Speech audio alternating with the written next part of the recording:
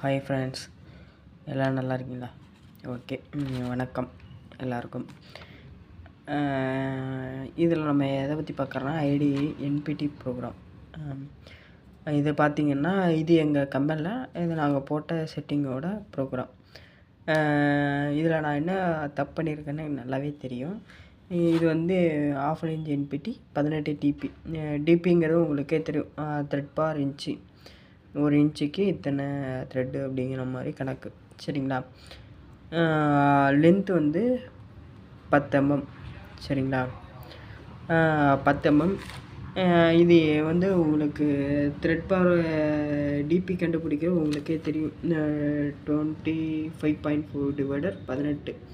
இது வந்து ஸ்டாண்டர்ட், எல்லாருக்குமே தெரியும். இதை டிவைட் பண்ணிங்கன்னா உங்களுக்கு கிடச்சிரும். சரிங்களா? நம்ம இதில் வந்து நம்மளுக்கு என்பிடியை பொறுத்த வரைக்கும் நம்மளுக்கு என்ன கொடுப்பாங்க அப்படின்னா, ஐடி சைஸு இல்லைன்னா ஓடி சைஸ் கொடுப்பாங்க, இல்லைன்னா டிபி இது மட்டும் கொடுப்பாங்க. சரிங்களா? சில இதில் ட்ராயிங்லாம் பார்த்திங்கன்னா லென்த்து கொடுக்க மாட்டாங்க. இதெல்லாம் வந்து நம்ம ஸ்டாண்டர்டு சார்ட்டுக்காக லென்த் எடுக்கிற மாதிரி இருக்கும். எஃபர்ட் லென்த் எவ்வளோ வேணும், த்ரெட் லென்த் எவ்வளோ வேணும், ஃபுல் லென்த் எவ்வளோ வேணும், இது எல்லாம் நம்ம சார்ட்டில் எடுக்கிற மாதிரி இருக்கும். இப்போ எங்களுக்கு வந்த ட்ராயிங்கில் பார்த்திங்கன்னா லென்த்து எல்லாமே அவங்களே கொடுத்துட்டாங்க. 10 mm என்பிடி வேணும் அப்படிங்கிற மாதிரி அவங்க கொடுத்துட்டாங்க. ஸோ நாங்கள் அதுக்காக நான் ப்ரோக்ராம் எழுதிட்டேன். இதில் என்ன தப்பு இருக்குதுன்னு சொன்னேன் அப்படின்னா, நாங்கள் மிஷினில் என்ன ப்ரோக்ராம் பண்ணியிருக்கணும் அதுக்காக வந்து எல்லா சைக்கிளு இது எல்லாமே நான் எழுதிட்டேன். அது கொஞ்சம் எல்லாம் மன்னிச்சிக்கங்க. சரிங்களா?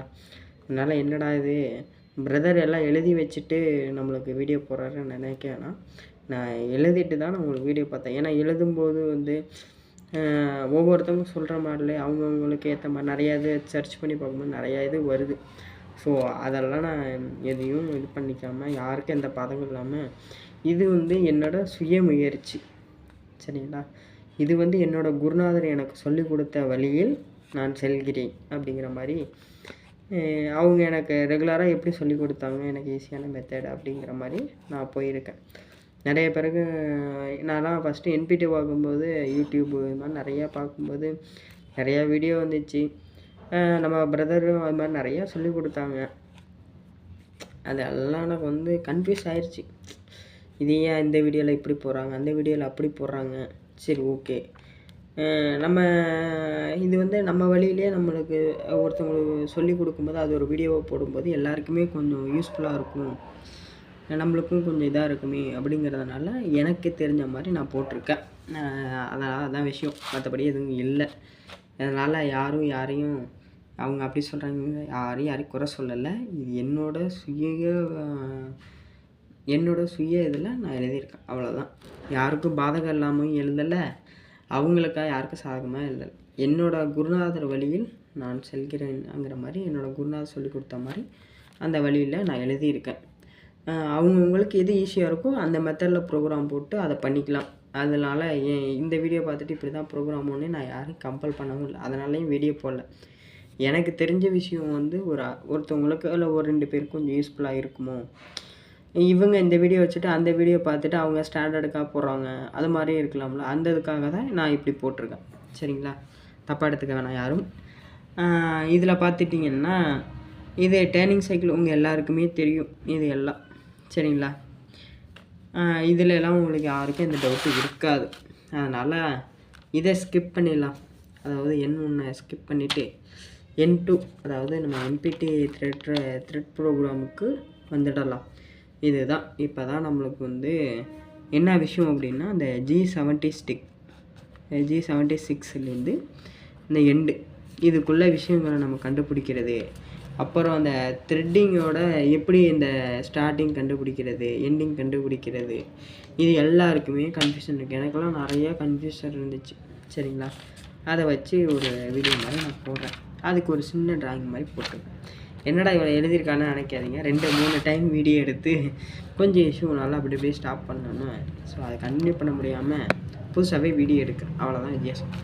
இது வந்து உங்களுக்கு தெரியும், D1ங்கிறது வந்து ட்ரில் சைஸாக மென்ஷன் பண்ணியிருக்கேன், அதனால் ரொம்ப சின்னதாக போட்டிருக்கேன். அப்புறம் D1 கேபிட்டல் D1 நம்ம கண்டுபிடிக்கணும், கேபிட்டல் D2 நம்ம கண்டுபிடிக்கணும், கேபிட்டல் D3 நம்ம கண்டுபிடிக்கணும். சரிங்களா? இதில் நம்மளுக்கு என்னென்ன விஷயம் தெரியும்னா பிச்சு தெரியும். அப்போ அது இல்லாமல் த்ரெட்டோட லென்த்து சார்ட்டில் கொடுத்ததுனால அந்த சார்ட் லென்த்தை எடுத்துக்கிட்டோம். சார்ட்லன்னா எங்கள் ட்ராயிங் லென்த்து, சரிங்களா? சார்ட் லென்த்துனா நீங்கள் அந்த இதுக்கு போயிடாதீங்க. அதனால் இப்போ வந்து ட்ரில் சைஸ் நம்மளுக்கு தெரியும். ஸோ அதுக்கப்புறம் நம்ம என்ன கண்டுபிடிக்கணும், D1 ஃபஸ்ட்டு கண்டுபிடிச்சிடலாம். D1 கண்டுபிடிக்கிறதுக்கு ஃபார்முலா பார்த்தீங்கன்னா, இது நாங்கள் யூஸ் பண்ணுற ஃபார்முலா, அதனால் யாருக்கும் தப்படுத்துக்க வேணாம். இது என்னென்னா tan 1 degree 47 into length into 2 plus ட்ரில்லோட டயா. இதுதான் நாங்கள் போகிற ஃபார்முலா. இந்த என்ன சொன்னேன், ஏன் தப்பாக எடுத்துக்காதீங்கன்னு சொன்னேன் அப்படின்னா, இந்த டிகிரி இருக்குல்ல, இதை வந்து என்ன பண்ணுவாங்கன்னா இப்படி வந்து செகண்ட்ஸ்லாம் கன்வெர்ட் பண்ணுவாங்க. நாங்கள் இதை கன்வெர்ட் பண்ணாமல் டைரெக்டாக tan 1 டிகிரி 47 மினிட்ஸ்னு போட்டு இப்படி எடுத்துப்போம், சரிங்களா? அதனால் யாரையும் இது சொல்ல வேணாம், என்னை யாரும் திட்ட வேணாம். கொஞ்சம் இதுதான், அவ்வளோதான். மற்றபடி இதில் கொஞ்சமாக மாறும், வேறு எந்த இஷ்யூவும் ஆகாது. ஆக்சிடெண்ட்டு இதெல்லாம் வந்து ஆகவே ஆகாது. அவ்வளோதான் வித்தியாசம், மற்றபடி எதுவும் ஆகாது. இதை பார்த்துக்கிட்டிங்கன்னா tan 1 டிகிரி 47ஓட வேல்யூ தான் இந்த இருக்குல்ல 0.02566 இது.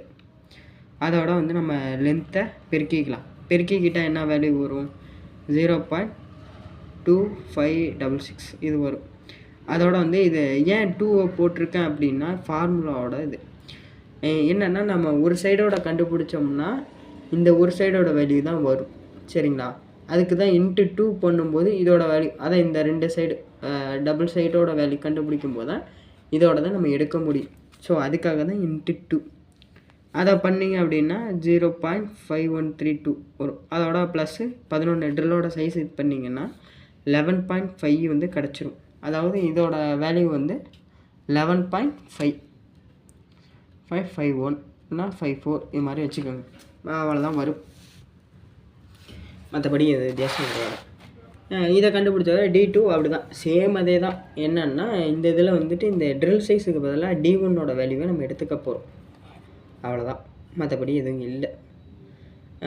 இதில் பார்த்துட்டிங்கன்னா ஏன்டா இவன் வந்து கண்டுபிடிச்சது 11.5 இங்கே 11.64 கொடுத்துருக்கான் அப்படின்னு நீங்கள் நினைக்க வேணாம். என்னென்னா நாங்கள் 0.1 ப்ளஸில் வச்சுருந்தோம் அந்த போரோட இது, சரிங்களா?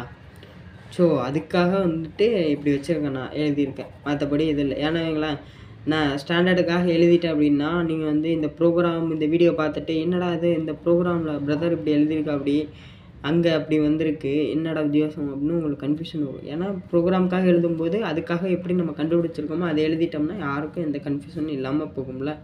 ஸோ அதனால் அப்படி எழுதிட்டேன். எழுதிட்டோமா, அதுக்கப்புறம் பார்த்தீங்கன்னா இந்த லென்த்து வந்துடும் 12.20 வந்துடும். இந்த டயா மட்டும்தான் உங்களுக்கு நீங்கள் ஆட் பண்ண போகிறீங்க, மற்றபடி எதுவும் கிடைக்காது. மொபைலில் யூஸ் பண்ணுறீங்க, கால்குலேட்டர் யூஸ் பண்ணுறீங்க அப்படிங்கும்போது டேனோட வேல்யூ வந்தோடனே = கொடுத்து அதுக்கப்புறம் இன்ட்டு வந்து லென்த்தை கொடுத்தீங்கன்னா உங்களுக்கு எக்ஸாக்டாக வரும்.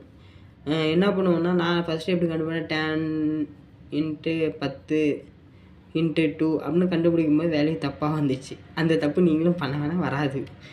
அதுக்காக என்ன பண்ணுங்கன்னா, ஃபஸ்ட்டு tan 1 டிகிரி 47 இல்லை 78 மினிட்ஸ் எப்படின்னு போட்டுட்டு = பண்ணிங்கன்னா ஒரு வேல்யூ வரும். அதோட இன்ட்டு லென்த்தை போட்டுக்கிட்டிங்கன்னா கொஞ்சம் ஈஸியாக இருக்கும். மற்றபடி இதில் இதே D3ங்கிறது வந்து G76ல் எக்ஸோட வேல்யூவை தான் இப்போ நம்ம கண்டுபிடிக்கணும். இதுவும் நம்மளுக்கு தரமாட்டாங்க. அதனால் இதையும் கண்டுபிடிக்க ஒரு ஃபார்முலா இருக்குது. இந்த இருக்குல்ல 0.634 இது வந்து நாங்கள் கண்டுபிடிக்கிற ஃபார்முலா. நிறைய பேர் என்ன ஸ்டாண்டர்டாக பண்ணுவாங்கன்னா, ஸ்டாண்டர்டாக பண்ணுறாங்க என்ன பண்ணால் 0.8 இல்லை 0.75 இது மாதிரி நிறைய பேர் நிறைய விதமாக போடுவாங்க. அதனால் இது நான் கண்டுபிடிக்கிறேன். அதான் எனக்கு பதங்கள் இல்லாமல் உங்களுக்கும் வந்து கன்ஃபியூஷன் ஆகாமல் அப்படிங்கிறனால இது என்னோடய இதில் நான் போட்டிருக்கேன், தப்பாக எடுத்துக்க வேணாம். நான் எல்லாமே வந்து நான் அங்கே மிஷினில் போட்ட ப்ரோக்ராம் நான் நோட்டில் எழுதியிருக்கிறதுனால ஸோ அதை பேஸ் பண்ணி நான் இங்கே எல்லாமே நான் உங்களுக்கு பண்ணிட்டேன். தப்பாலாம் யாரும் எடுத்துக்க வேணாம், யாரையும் குறை சொல்ல வேணாம், என்னையும் யாரும் திட்ட வேணாம். தப்பு இருந்தால் தயவுசெய்து கமெண்ட் பண்ணுங்கள். அதனால் யாருக்கும் வந்து அதிகமாக தெரிஞ்சிச்சு அப்படின்னு யாரும் கிடையாது. எல்லாருக்குமே வந்து கட்டுறது கையளவு, கல்லாதது உலக அளவுங்கிற மாதிரி நம்ம கற்றுக்கிட்டதெல்லாம் கொஞ்சம் விஷயம், இன்னும் கற்றுக்க வேண்டிய நிறையா விஷயம் இருக்குது. நிறைய பேர் இது மாதிரி சொல்ல நிறையா கற்றுக்கலாம். இதுவும் வந்து உங்களுக்கு தெரியும் இந்த ஃபார்முலா. இது வந்து அவங்கவுங்க விருப்பம் தான். 0.8 இல்லைனா 0.613 இல்லை 0.3634. நாங்கள் எல்லாத்துக்குமே வந்து எங்கள் குருநாதர் இது மட்டும்தான் யூஸ் பண்ணுவார். அதனால் நான் இதை பற்றியே எடுத்திருக்கேன். பிச்சு வந்து நம்ம கண்டுபிடிச்சிட்டோம் ஆல்ரெடி. எங்கன்னா அந்த டிபி வச்சு கண்டுபிடிச்சோம்ல, அதான் பிச்சு. அதோட வேல்யூ வந்து 1.411. சரிங்களா? அதனால் அதை போட்டுட்டேன். இன்ட்டு 2 ப்ளஸ் டயாங்கிறது நம்ம ட்ரில் டயாவை நான் எடுத்துக்கிட்டேன். சரிங்களா? சில பேர் அந்த போர் டயா எடுப்பாங்க, எது வேணால் எடுக்கலாம். அது வந்து இது வந்து அவங்க விருப்பம். இது வந்து நான் ட்ரில் டயாவே மென்ஷன் பண்ணிட்டேன், சேஃப்டிக்காக இருக்கட்டும்னு ட்ரில் டயாவே எடுத்துட்டேன். என்னென்னா எக்ஸு வந்து இந்த எதை வச்சு எடுக்கிறோமோ அதுக்கேற்ற மாதிரி டெப்த்து மேலே ஏறுதில்ல. அதாவது இங்கேருந்து இங்கே இப்படி ஏறுதில்ல, இதோட டயா தானே நம்ம எடுக்கிறோம். அப்போ எடுக்கும்போது நோவோ இது மாதிரி போகும். இதெல்லாம் வந்து இஷ்யூ கிடையாது ப்ரோ. என்னெல்லாம் கேட்டால் என்னென்னா நம்ம வந்து இப்போ ட்ரில்லு வந்து 44 ட்ரில்லு போடுறோம் அப்படின்னா 44க்காக இது பண்ணிக்கிட்டிங்கன்னா கொஞ்சம் சேஃப்டியாக இருக்கும், அவ்வளோதான். மற்றபடி எதுவும் கிடையாது. சரிங்களா? அதனால் நான் இந்த இதை எடுத்துக்கிட்டேன்.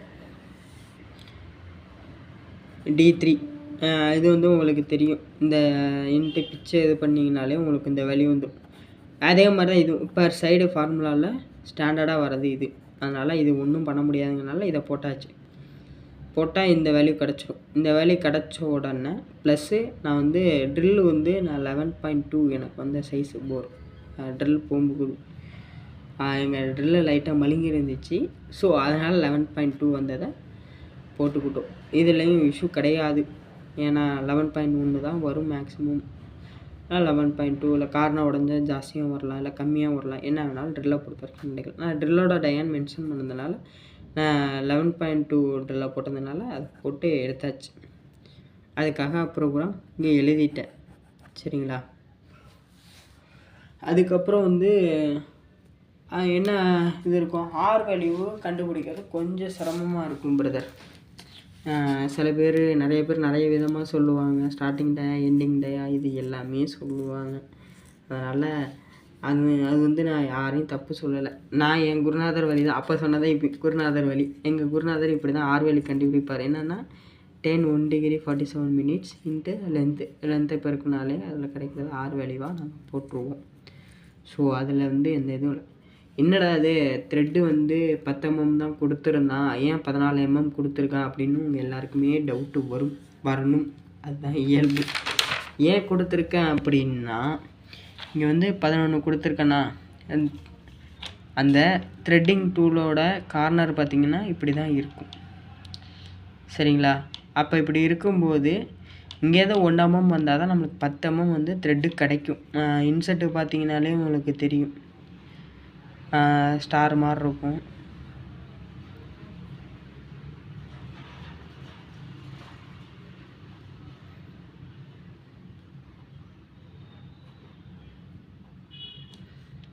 இந்த மாதிரி இருக்கும்போது இந்த கார்னர்லேருந்து இங்கே சென்டருக்கு வர்றதுக்காக 1 mm நம்ம ப்ரெஸ் பண்ணி கொடுப்போம். ஸோ அதுக்காக என்னடா இது ட்ரில்லாக இப்படி உடஞ்சிருக்கு, த்ரெட்டாக இப்படி உடஞ்சிருக்குன்னு நினைக்காதீங்களா பாஸ், ஏதோ எனக்கு வந்த ட்ராயிங் போட்டாச்சு.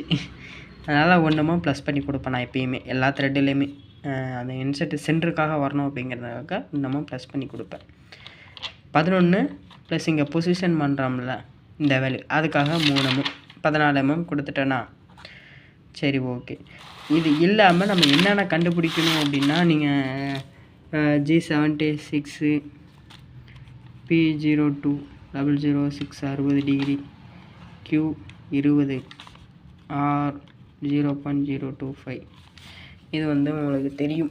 இது இல்லாமல் அடுத்த லைன் பார்த்திங்கன்னா G76 எக்ஸோட டயாமீட்டர் கண்டுபிடிச்சாச்சு. என்ன கண்டுபிடிச்சிருக்கோம், 12.20.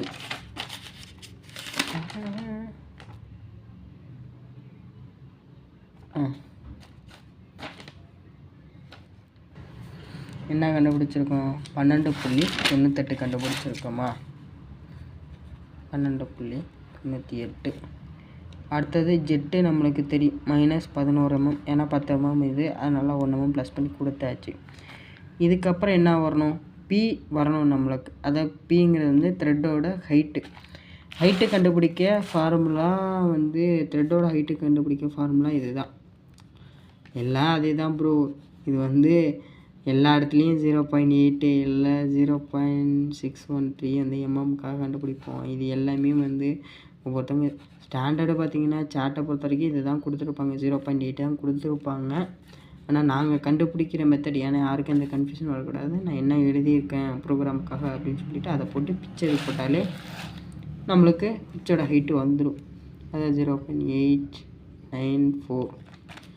இதுக்கப்புறம் Q20, அதுக்கப்புறம் R,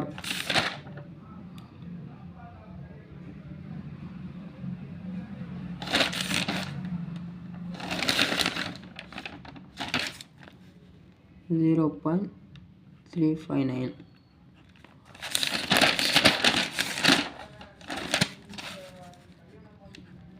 பிச்சு வந்து 1411. இது எல்லாமே கண்டுபிடிச்சாச்சு. இதில் மட்டும் என்ன விஷயம்னா ஐடிக்காகவும் ஓடிக்காகவும் கொஞ்சம் வித்தியாசம் வரும். என்ன அப்படின்னா ஐடிக்காக +ல் கொடுப்போம், ஓடிக்காக -ல் கொடுப்போம், அவ்வளோதான் வித்தியாசம். சரிங்களா? ஏன் அப்படின்னா ஐடிக்கு டூல் என்ன ஆகும், இதுதான் ஐடின்னு வைங்க, இப்படி தான் இருக்குது டேப்பர். இந்த டேப்பரில் வந்து டூல் வந்து இங்கேருந்து தான் போகும், இங்கேருந்து தான் வரும். அப்போ என்ன ஆகணும், +ல் கொடுத்தா தான் அப்படி எடுத்துக்கிட்டே போகும். -ல் கொடுத்தீங்கன்னா என்ன ஆகும், இறங்கிக்கிட்டே தான் போகும். அப்போ ஆக்சிடெண்ட் ஆகையோ இல்லை ஏதோ ஒன்று ஆக வாய்ப்பு இருக்குது. மேக்ஸிமம் இது வந்து நீங்கள் +ல் கொடுத்தீங்கன்னா எடுக்காது, சாரி -ல் கொடுத்தீங்கன்னா எடுக்காது. சில மிஷின் எடுக்கும், சில மிஷின் எடுக்காது. எங்கள் மிஷின் வந்து எடுக்காது. ஆனால் சில மிஷின் சப்போஸ் எடுத்துச்சு அப்படின்னா என்ன வேணாலும் ஆகலாம். அதனால் இது மட்டும் கேர்ஃபுல்லாக ஐடிக்கு எப்படி கொடுக்கணும், ஓடிக்கு எப்படி கொடுக்கணும் கரெக்டாக கொடுத்தீங்கன்னா பிரச்சனை இருக்காது. ஐடிக்காக எப்படி கொடுங்க, +ல் கொடுங்க, ஓடிக்காக -ல் கொடுங்க, இவ்வளோ தான் வித்தியாசம். மற்றபடி இது எல்லாமே கண்டுபிடிச்சாச்சு. ஓரளவுக்கு கன்ஃபியூஷன் உங்களுக்கு கிளியராக இருக்கும் அப்படின்னு நான் நம்புகிறேன். சில பேருக்கு வந்து இன்னும் ஆகாமல் இருக்கலாம், இல்லை ஏதாவது டவுட் இன்னும் இருக்கலாம், இல்லை நான் பண்ணினதில் ஏதாச்சும் கொஞ்சம் தப்பு இருக்கலாம். தப்பு இருந்தால் சொல்லலாம், தப்பு இல்லை. ஏன்னா வந்து கட்டுறது கையளவுன்னு சொல்லுவாங்க. இந்த அளவுக்கு தான் நம்ம கற்றுருப்போம்.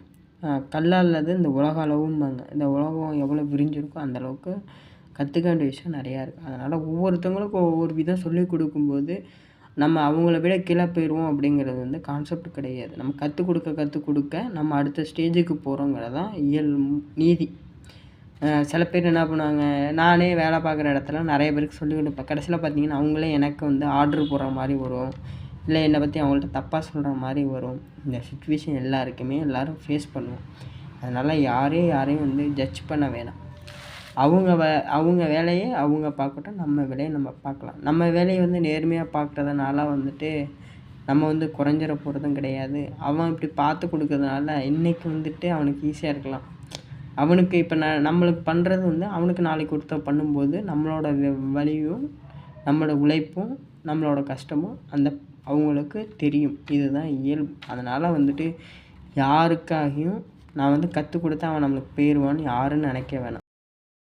கற்றுக் கொடுக்க ஏன் அப்படி சொல்கிறேன் அப்படின்னா, நம்மளுக்கு ஒரு குருநாதர் சொல்லி கொடுத்ததுனால தான் நம்மளுக்கு இவ்வளோ விஷயம் தெரியுது. சரிங்களா? இதுவே நம்மளுக்கு ஒரு ஆள் சொல்லிக் கொடுக்காமல் இருந்தால் நம்ம இந்த மாதிரி விஷயம் சொல்லி கொடுத்து, இல்லை இந்த மாதிரி விஷயம் இருக்குது அப்படின்னு யாருக்கும் தெரியுமா? இல்லை அவங்க வருவாங்க, ப்ரோக்ராம் போடுவாங்க, செட்டிங் போட்டு கொடுத்துட்டு அவங்க பாட்டு போயிடுவாங்க. யாரும் கற்றுக்க முடியுமா தொழில்? யாரும் கற்றுக்க முடியாது. அதனால் யாருக்கும் வந்து சொல்லிக் கொடுக்கக்கூடாதுன்னு எண்ணத்தில் யாரும் இருக்க வேணாம். அதெல்லாம் வந்து ஒரு காலத்தில் இருந்துச்சு. நம்ம சொல்லிக் கொடுத்தா அவன் வந்து மேலே போயிடுவான், நம்ம கீழே போயிடணும். இதெல்லாம் வந்து அந்த பாலிடிக்ஸு, அந்த டிஃப்ரென்ஸ் இது எல்லாம் இருந்துச்சு. அதனால் யாரும் அதை பயன்படுத்த வேணாம். அதனால் எல்லாருக்கும் எல்லாம் சொல்லிக் கொடுங்க. எல்லாருக்கும் எல்லாம் தெரிஞ்சதுன்னு யாரும் தெரிஞ்சிக்க வேணாம். தெரியாத விஷயத்த 4 பேர்கிட்ட கேளுங்க. உங்களுக்கு தெரியாத விஷயம் இன்னொருத்தருக்கு தெரியலாம், அவருக்கு தெரியாத விஷயம் உங்களுக்கு தெரியலாம். இப்போ எனக்கே வந்துட்டு இதெல்லாம் போடுறேன், எனக்கு வந்து எல்லாம் தெரியும் அப்படிலாம் நான் சொல்லலை. நான் கற்றுக்க வேண்டியது நிறைய இருக்குது. நான் நிறையா கற்றுக்கணும்னு நிறையா விஷயம் பண்ணிக்கிட்டு இருக்கேன். அதனால் எல்லோரும் கற்றுக்குங்க, எவ்வளோ முடியுமோ அந்த அளவுக்கு வந்து கற்றுக்குங்க.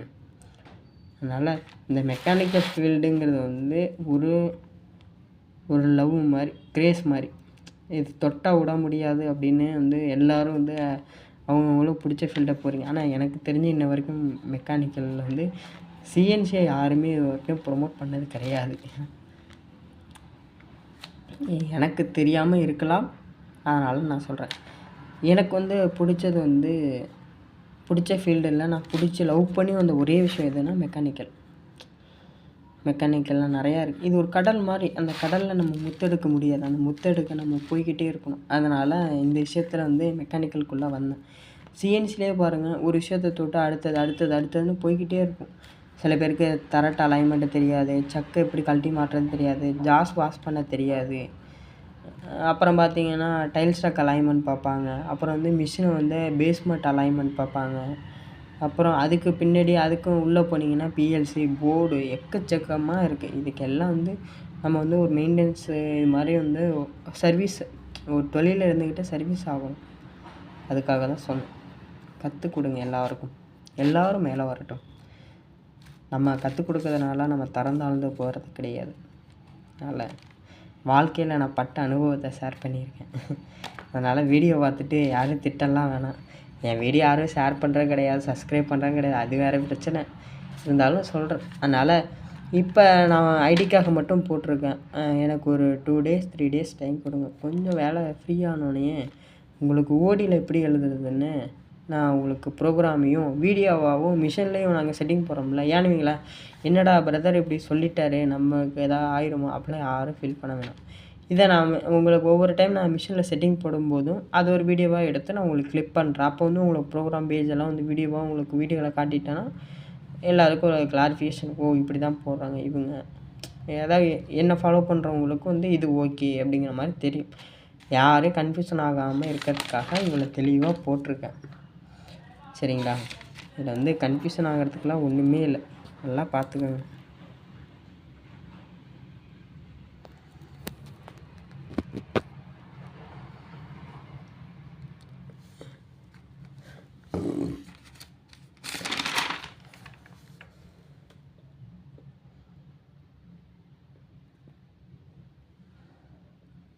கற்றுக்கிற வரைக்கும் எவ்வளோ கற்றுக்க முடியுமோ அந்தளவுக்கு கற்றுக்கலாம். இதிலே வந்துட்டு த்ரெட்லேயே இது மாதிரி ட்ரெயினிங் ப்ரோக்ராமுக்கு வந்து சில பேருக்கு டவுட் இருக்கும். ட்ரெயினிங் எப்படி எழுதுறதுன்னு டவுட்டு கன்ஃபியூஷனாக இருக்கும். ட்ரெயினிங்க்கு நம்ம கண்டுபிடிச்சாச்சு. இது இல்லாமல் என்ன பண்ணுவாங்கன்னா, சில பேர் வந்து ஆங்கிளில் கொடுப்பாங்க. அந்த டிகிரி இருக்குல்ல, டிகிரி வந்து ஆங்கிளில் கொடுப்பாங்க. அதெல்லாம் எப்படி கொடுக்குறது, அது எப்படி கொடுத்தா எப்படி ஒர்க் ஆகும், எக்ஸு கொடுக்குறதா இல்லை ஜெட்டில் ஆங்கிள் கொடுக்குறதா இல்லை எக்ஸில் ஆங்கிள் கொடுக்குறதா, இது எல்லாமே வந்து பற்றி ஒரு கிளாரிஃபிகேஷனாக வீடியோ ஒரு 2 daysல அப்டேட் பண்ணுறேன். சரிங்களா? நாளைக்கு மேக்ஸிமம் வந்து மிஷினில் வந்து நாங்கள் த்ரெட்டிங் ப்ரோக்ராம் போட்டிருக்கோம்ல, ஸோ அதை பேப்பரில் எழுதியும் உங்களுக்கு வந்துட்டு வீடியோவாகவும் எடுத்து நான் போடுறேன். மாதிரி உங்களுக்கு எந்த டவுட் இருந்தாலும் என் கமெண்ட்ஸில் கமெண்ட் பண்ணுங்கள். அது மாதிரி நான் எதுவும் தப்பு பண்ணியிருந்தாலும் சொல்லுங்கள், கிளாரிஃபிகேஷன் கண்டிப்பாக பண்ணிக்கலாம். எல்லாருக்கும் எல்லாம் தெரியட்டும். நல்லா கற்றுக்க அனைவருக்கும் வாழ்த்துக்கள்.